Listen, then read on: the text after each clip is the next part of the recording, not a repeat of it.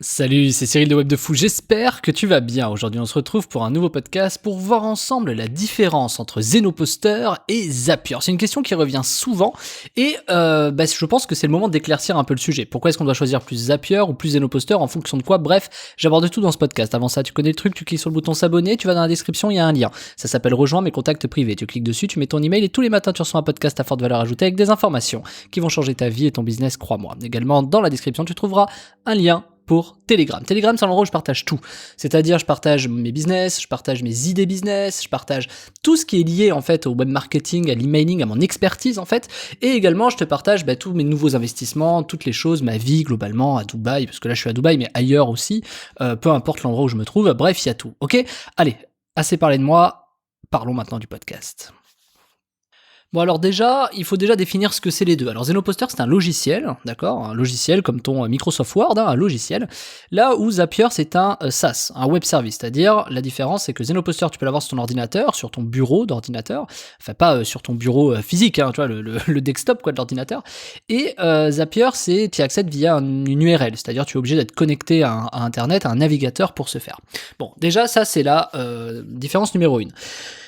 L'avantage c'est que quand c'est un logiciel pour Zenoposter, quand c'est un logiciel qui est sur ton bureau, tu peux interagir avec l'environnement de ton bureau, par exemple avec ton document Word, tu peux insérer des documents à un endroit, tu peux les créer, tu peux faire plein de choses sur ton propre ordinateur, tu vois, c'est ça vraiment l'avantage. Là où sur un web service comme Zapier, tu vas devoir, par exemple, pour créer des choses, donner des autorisations, tu ne peux pas d'ailleurs avec Zapier créer un fichier sur ton ordinateur, là où avec Zenoposter, tu peux le faire parce que c'est un logiciel. Donc c'est vraiment une différence qui est majeure.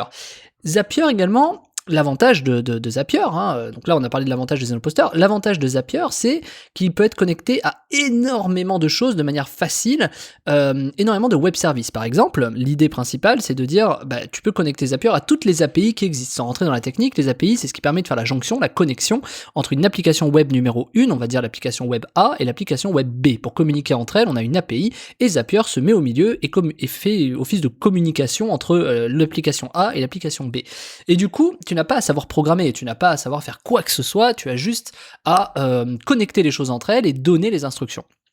Mais ça c'est la théorie, parce que dans la pratique c'est beaucoup plus compliqué. Je veux dire, on est tous arrivés, pour ceux qui connaissent ou non, on est tous arrivés devant Zapier et on s'est dit, qu'est-ce que c'est que ce bordel ? Qu'est-ce que c'est que ce truc? On comprend pas du tout comment ça marche, quoi. Il faut commencer. Alors, en plus, c'est pas forcément explicite. C'est-à-dire, on commence, on dit, il faut un déclencheur. Ensuite, il y a des actions. Finalement, les actions, elles font pas la même chose que les déclencheurs. Donc, on comprend pas très bien. Du coup, on doit commencer comment?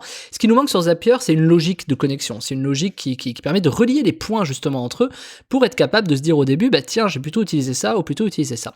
Là où Zenoposter est brillant et pour moi explose Zapier sur le sujet, c'est le fait que Zenoposter permet de connecter les points, mais en un clic de souris. C'est-à-dire, si on comprend pas, en fait, c'est facile, il y a des connecteurs logiques. Il suffit, t'as un truc vert pour dire, si ça réussit, alors je fais ça. T'as un truc rouge, si ça échoue, alors je fais ça. C'est hyper simple, c'est que de ça.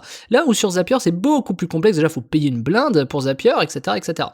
Et puis, la dernière différence majeure, aujourd'hui, Zenoposter a un business model payant qui est largement accessible, peu importe le nombre d'actions que tu fais. Alors que Zapier, tu vas payer un nombre d'actions, et donc forcément, en comparatif en termes de prix, Zenoposter remporte 100 fois haut la main le sujet, puisque Zenoposter, tu peux faire des multitudes d'actions de manière instantanée, et vraiment des centaines et des centaines.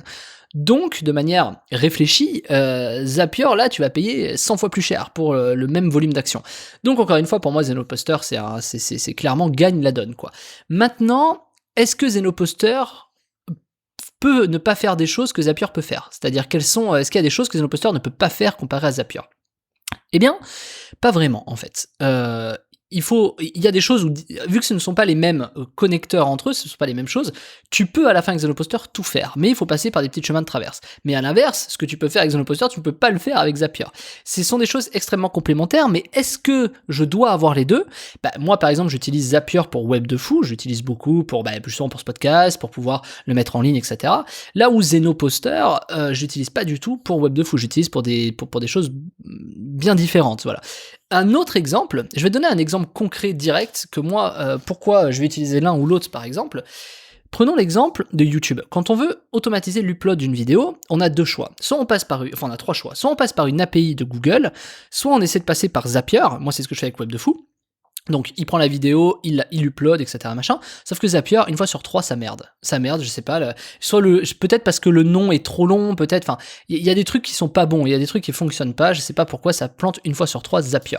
Là où Zenoposter, bah tu te connectes à ton YouTube et tu uploads finalement la vidéo et t'as jamais de problème. Ça peut paraître bête, mais voilà. Donc et en effet, de fait de passer par des API, tu as toujours une problématique, c'est que ça peut planter.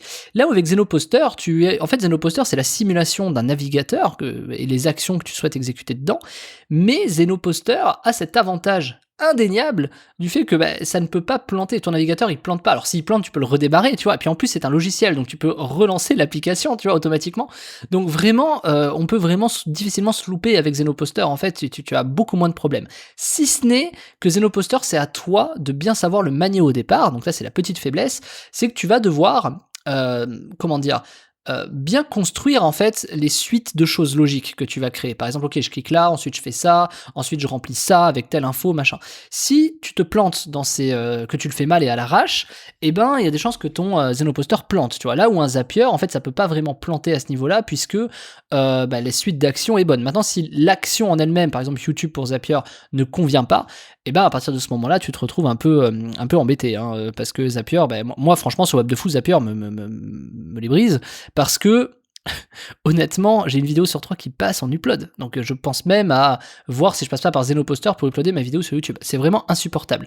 Alors ça, c'est parce que je prends pas trop le temps de comprendre pourquoi, parce que finalement je suis sûr que c'est un problème de titre trop long, un problème de, je sais pas, des descriptions qui va pas, une variable qu'il a pas trouvée, j'en sais rien, bref. Mais en tout cas, Zapier, c'est un vrai problème pour ça.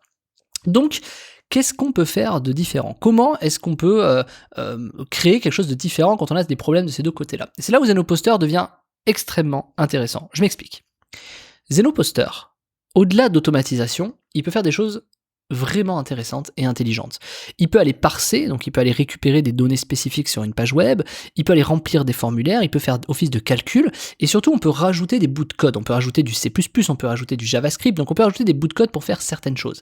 Là où sur Zapier, le business model de Zapier m'énerve un peu là-dessus, si tu veux par exemple avoir une date, par exemple tu veux récupérer la date du jour, ça va te coûter peut-être, et la formater, ça va te coûter 3 ou 4 actions sur Zapier, et vu que tu payes à l'action, ça t'emmerde un peu. Là où sur Zenoposter, tu ne payes pas à l'action. Tu as juste à mettre un petit bout de code, et voilà, magnifique. Donc, en fait, pour moi, Zenoposter est l'outil le plus rentable d'automatisation qui puisse exister au vu de son prix, qui est ridicule, et comparé à Zapier, qui paraît pas cher, mais qui au bout te revient 100 fois plus cher.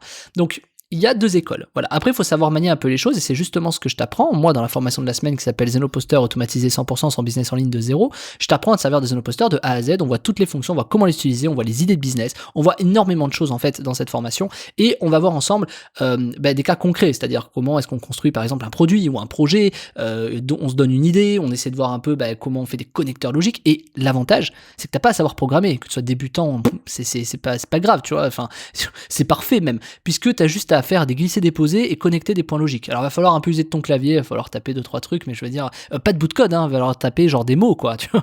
Donc vraiment, c'est hyper simple. En plus, ce qui est bien avec Zenoposter, c'est qu'on peut recharger, une fois qu'on a compris la logique. Quand je dis recharger, c'est qu'on peut redémarrer pour voir s'il y a des bugs, etc. On peut débugger, en fait, et c'est top. Là où Zapier...